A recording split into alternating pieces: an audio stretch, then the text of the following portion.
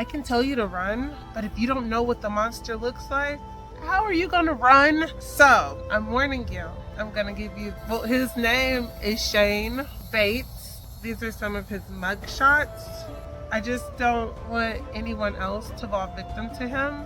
He was my ex, physically tortured me, but what I read that he did to other women, I think it's far worse. He was sex trafficking women. He gets out, or he's up for parole next year, January 2026. So, warning, don't date this fool. Don't even let him open the door for you. I don't care how much he talks about Jesus and God. I don't care how smooth he talks to you.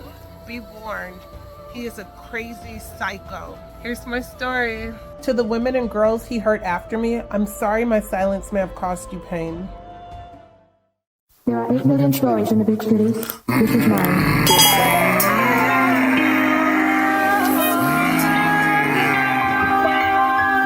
Glorious outcast. Glorious outcast. Let's go. Outcast. Outcast. Sugar Free says, if you stay ready, you don't got to get ready. So my stuff has been packed and ready to go since the first time I was told we would be moving to a bigger house. I've been waiting for the perfect opportunity to leave his dumbass. I haven't tried to leave or said it's over in a while, because I find when you tell your abuser you're done, they flip the fuck out. I just wasn't feeling it today. It was one of those mornings. I didn't feel like going to the report room. My makeup wasn't done. I was just feeling like, ugh. We pull up to the office. Let's go, he says. I'll be up in a little bit. Okay, he says. Walked to my side of the car, opened the door, leaned in and gave me a kiss. Before leaving my lips, he gripped my bottom lip with his teeth. I know what you're thinking, girl. You done got yourself one of them? No. He bit down on my bottom lip while saying, get out of the fucking car. I got out of the fucking car, walking as fast as I can so I can ditch that big bitch bastard. We get to the 14th floor. Where are you going? Because he turned to the right to go to the meeting. I'm going to the bathroom to do my makeup. No, you're not. Yes, I am. I'm not walking in without you. He grabs my arm and I'm like, get off of me.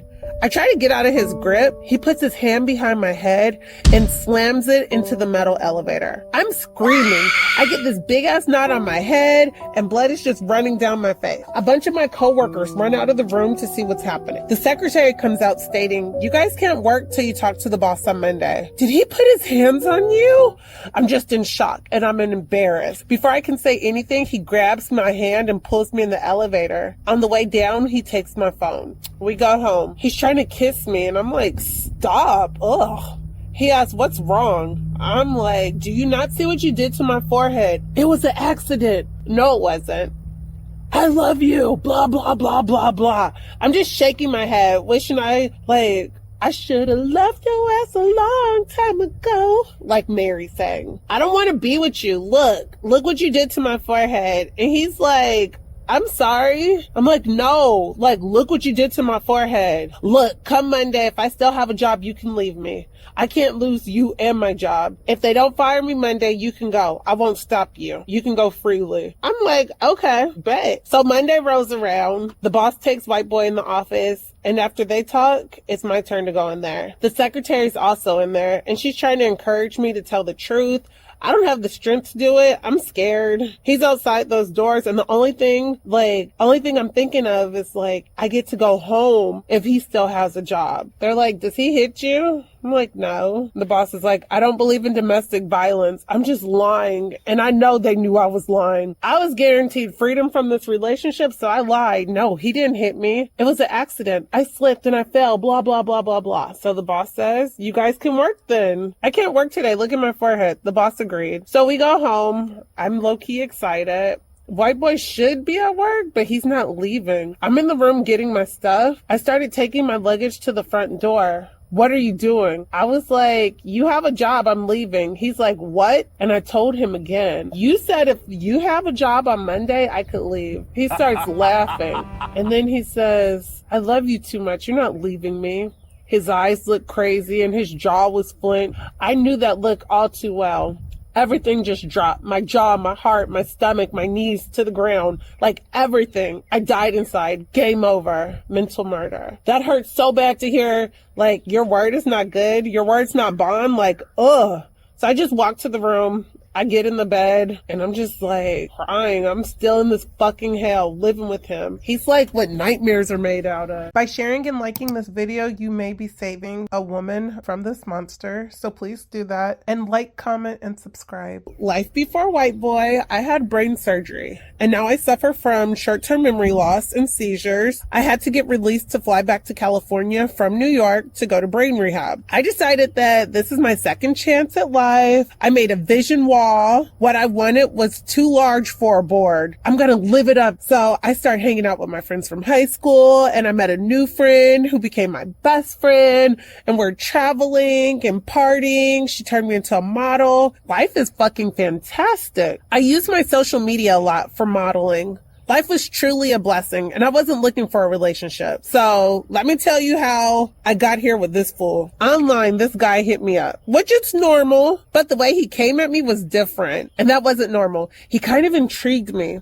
We started messaging each other and that turned into calls, going to sleep with each other on the phone, like that high school stuff. We're just like on the phone all the time. Eventually I visit him and I love him. He loves me. We make it official. I'm falling for this guy and he's so sweet. Before I go to work, he prays for me. He's giving me ideas and like trying to motivate me. During one of our visits, he put his hands on me. I was shocked, low-key a little scared. I'd never seen him behave like that. I broke up with his ass, of course. I was not raised to condone like men putting their hands on women. So if this would have happened in Cali, his ass would have got dealt with. But before I went back to Cali, he was crying and apologizing. He knew he had fucked up. He promised to never put his hands on me again. And he made me promise I would never leave him. We love and trust each other, and no one will ever love me as much as white boy. I don't know if I said this, but he's so sweet. He like prays for me all the time. He's just different. Eventually, he felt like he should get my passwords. No big deal, right? Like, we're in a long distance relationship. We have to build trust. I apply for a job in Texas. I get it. Yay me. I have like 2 weeks before I go to work in Texas. One day I'm at work in California and me and white boy were on the phone. Neither of us are saying anything and I don't want to listen to air. So I'm like, hey, I'll talk to you later. I love you. Bye. He's screaming, don't hang up on me. I'm going. We're not talking about nothing. And he's just like, don't hang up on me. I hang up, click. He starts calling. He starts sending text messages. He's cussing me out in the text. I put my phone in my pocket and I ignore it. Like, I don't care about you. Well, not that I didn't care, but like, you're tripping. So when I get home, I hit him up. I'm like, what's up? And he's like, I deleted your social media. I'm like, no, you didn't. I went and I looked and he did. Oh my gosh, my feelings were hurt. I called him and I cursed him smooth out. He listened when I cussed him out and I broke up with him. He's like, you're not breaking up with me. You're quitting your job and you're moving down here now. Or I'm telling your family your secret. I'm like, this bastard, like I trusted you. We were like all sweet on the phone telling our secrets. My dumbass. I ended up moving to Texas a little earlier because I was blackmailed. So over our 3-year relationship, I just want to let you guys know, I probably left and came back about 4 times. I know, crazy, right? I caught the cops once, but they didn't really help much. Okay, and those other times that he put his hands on me, it was bad, but nothing had been as bad as the stories that I'm telling you guys that lead up to me leaving him. This is all the very last time that I was leaving, whatever. So, since the elevator incident, I've been looking for the perfect time to leave his simple simp soft ass. The day finally came. We had got paid. White boy's checks were looking lovely. He wanted to spoil your girl, buy me clothes and hair, whatever. I'm like, okay. In my head, I was just like, I don't give a damn about this shit. I couldn't say that out loud though. I wasn't trying to get hip. We get onto the expressway to the mall. He gets out of the car. And he says, get your ass out the car. He didn't say it meanly or nothing, but I thought, this is it. This is the perfect time. I'm 15 minutes from home. He's not going to be able to get home that fast. I put my foot on the gas pedal and I'm out. I can hear him. Get your ass back here! Just screaming. I'm driving like 70 in the 65. I get to the house. I hurry up. I pop the trunk. I unlock the door. I put the security password in. I unlock the back door, run in the house, let both of the dogs outside. While they're in the backyard, I'm putting my stuff in the vehicle. Oh my gosh, I'm almost done. Only thing I have left is one suitcase, bring the dogs back in the house, take my dog outside and put him in the car, and then we're going to be out. So I go to get my last suitcase. I stuff it in the trunk. I close the trunk and I see white boy's dad's vehicle speeding towards the house, and evil ass white boy in the passenger seat glaring me down. Panicking, confused, I'm wondering how he got home so fast. I bolted. They blocked the driveway. I ran like my life depended on it, because it did. He chased me down in the vehicle on the wrong side of the street. Fuck. I don't know what to do. Like, there's an older man in front of the house, in his front yard. I'm just waving, sir, can you please call the cops? He takes his old ass in the house and closes the door. And right there, I just felt alone and invisible. White boy just barks, take your ass back home right now. I feel sick to my stomach. Like, what the F did I do? How can I be so dumb? He caught me. Why didn't I just get my dog and go? Get in the vehicle, he tells me. I'm not getting in the vehicle with you. I could just imagine the terrible stuff that would happen to me if I got in the vehicle. I knew he would slam my head against the dash, punch me in the stomach, choke me. No, I can't get in the vehicle with you. Get in the vehicle and I won't beat your ass. I just shake my head. I can't. And he's just like, go to the house. On my walk to the house, I come up with a new game plan. I'm just going to run out the back door, hop the fence, and get help. He stood at the door holding it for me and told me to go in. I ran to the back door and I tried to pull it open. Some fool had locked it. I tried to unlock the door, but I wasn't fast enough. I'm cornered. I'm scared. I know what's going to happen. White boy is in my face questioning me. Why did you leave me? You left me. I had to call my dad to come get me. Before I could even say anything, he started wailing on me, hitting me in my head. I had to put my hands up to protect my head.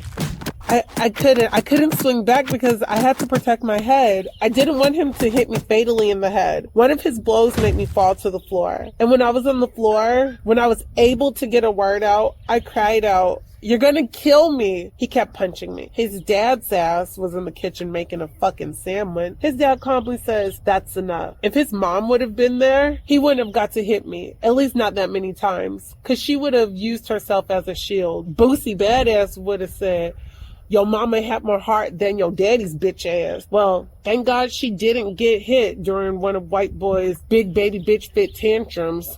She's laid on top of me or stood in front of me at times. He attacked me. She would tell me, "I don't know why he's like this with you. I don't know what you do to him. He's never hit his first wife. Only thing I was doing was trying to leave his ass." But she did protect me, unlike his big bitch daddy. After the attack, my phone was taken and my keys, of course. We travel a lot for work. White boy got promoted. He has a little crew, and of course I'm in it. We're out of town, sharing a room with 2 beds, 3 people. That night, white boy decided he wanted some. I didn't. My body language said it. My face said it. Everything about me said no. But he didn't care. "I'm not doing that. There's somebody in the bed next to us." "I don't care about him. You're mine." He's really trying to get between. Like, I lock my leg. We're fighting over my bottom. He punches me. And I'm just like, what the hell? He tells me, "You're either going to give it to me or I'm going to take it." It was like Players Club. Damn it, Ronnie.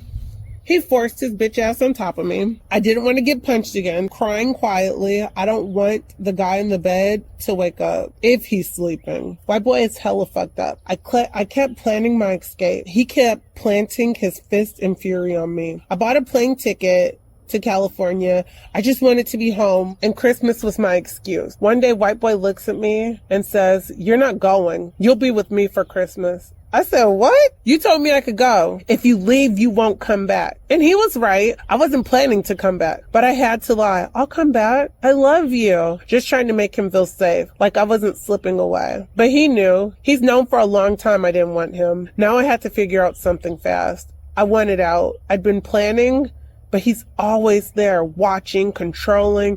And I was terrified that if I picked the wrong moment, he'd catch me and I wouldn't survive it. December 19th. He wakes up with a soft voice, unusually sweet. Good morning, baby. Happy birthday. He's all smiles and tenderness. And I match his energy because it's my birthday and I've always loved celebrating it. He tells me we need to start getting ready for work. We work together, so I nod, pretending everything's normal, but I had a plan. I can't work today. I won't have enough time to get ready. I want to get really cute for you. I have to get my nails done, get a new outfit, and do my hair. He agreed. After he'd been gone for an hour, I caught someone we both trusted. I needed to know where he was, needed to be sure he was far enough away. Once I got the confirmation, I moved quickly. I packed every single thing I owned into my vehicle, grabbed my dog, heart racing, and just like that, I left. Happy birthday to me! So this was a true story, and those are real pictures of white boys, so be warned. If you, family, friends, anyone you see, like, maybe you need to show them this video, like, hey, you might want to watch out for him, or at least for signs. If you're in a relationship that makes you feel small or scared, listen to me. You're not crazy. You're not weak. You're not alone. You deserve love that doesn't hurt, a life where you don't have to walk on eggshells. If you think you don't have the strength to leave, you do. You always have. Freedom is waiting, and so is you. And Tupac said it best. If he can't learn to love you, you should leave him. Okay, well, be strong, stay safe, love you, bye.